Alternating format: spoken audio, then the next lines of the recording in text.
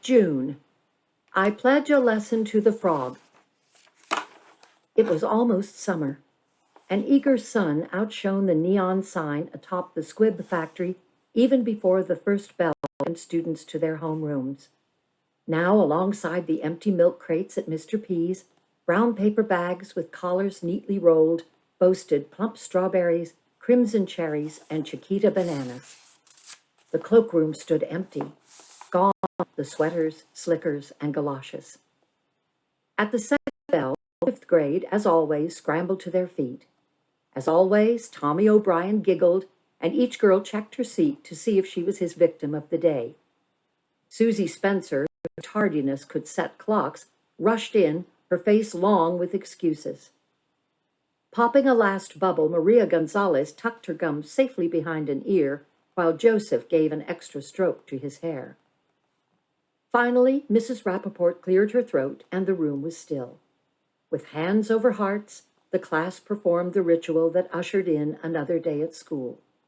Shirley's voice was lost in the chorus. I pledge a lesson to the frog of the United States of America and to the wee puppet for its hands.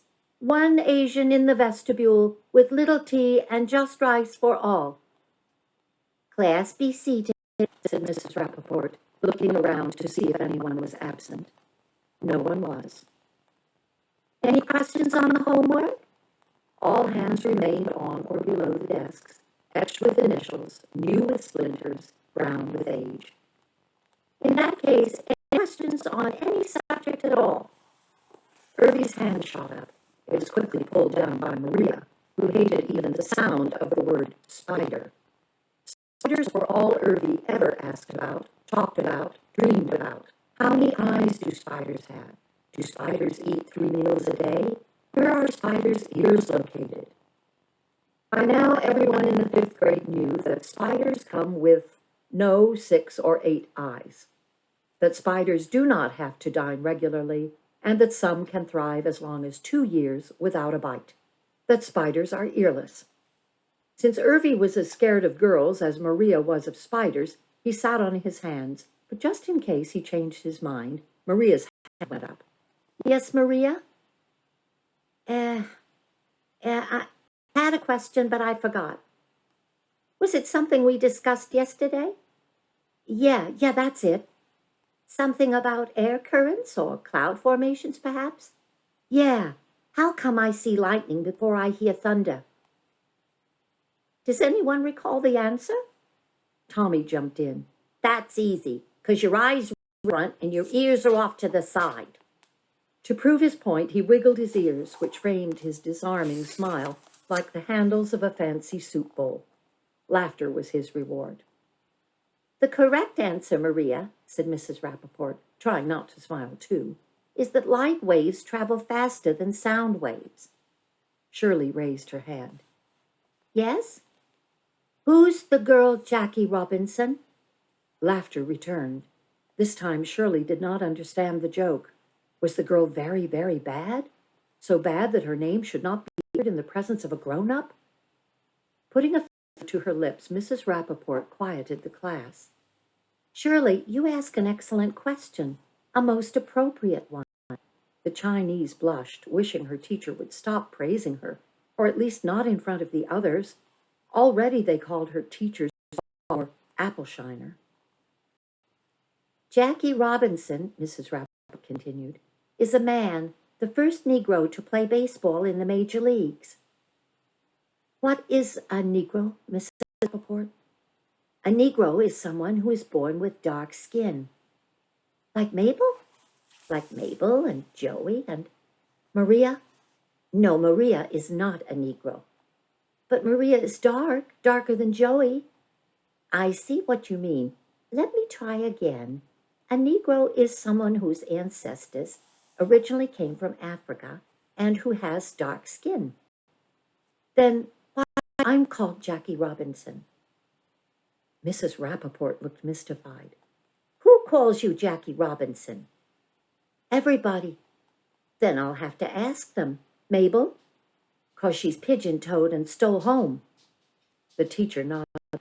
Well, Shirley, it seems you are not only a good student, but a good baseball player. There, she'd done it again. The kids would surely call her a shiner of apples for teacher's dog next.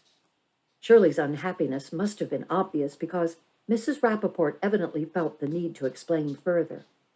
It is a compliment, Shirley. Jackie Robinson is a big hero, especially in Brooklyn, because he plays for the Dodgers.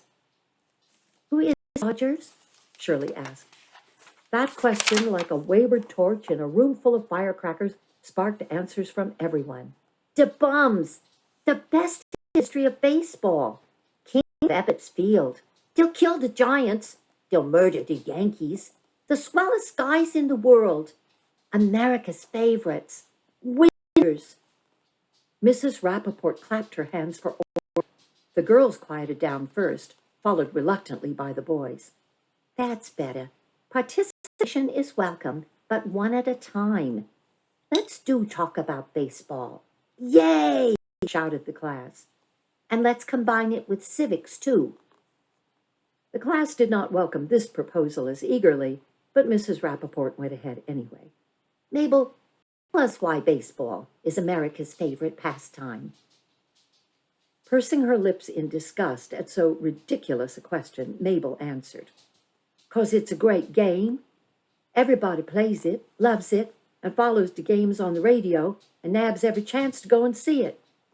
True, said Mrs. Rappaport, nodding. But what is it about baseball that is ideally suited to Americans?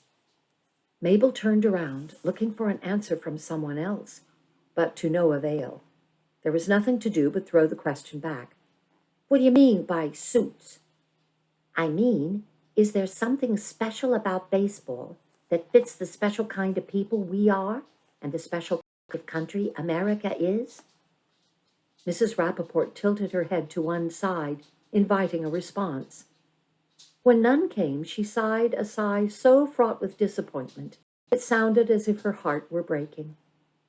No one wanted to be a party to such a sad event, so everybody found some urgent business to attend to, like scratching, slumping, sniffing, scribbling, squinting, sucking teeth, or removing dirt from underneath a fingernail. Joseph cracked his knuckles. The ticking of the big clock became so loud that President Washington and President Lincoln, who occupied the wall space to either side of it, exchanged a look of shared displeasure. But within the frail, bird-like body of Mrs. Rappaport was the spirit of a dragon capable of tackling the heavens and earth. With a quick toss of her red hair, she proceeded to answer her own question with such feeling that no one who heard could be so unkind as to ever forget, least of all, Shirley. Baseball is not just another sport. America is not just another country. If Shirley did not understand every word, she took its meaning to heart. Unlike grandfather's stories, which quieted the warring spirits within her with the softness of moonlight or the lyric timbre of a lone flute, Mrs. Rappaport's speech thrilled her like sunlight and trumpets. In our national pastime, each player is a member of a team, but when he comes to bat, he stands alone, one man, many opportunities.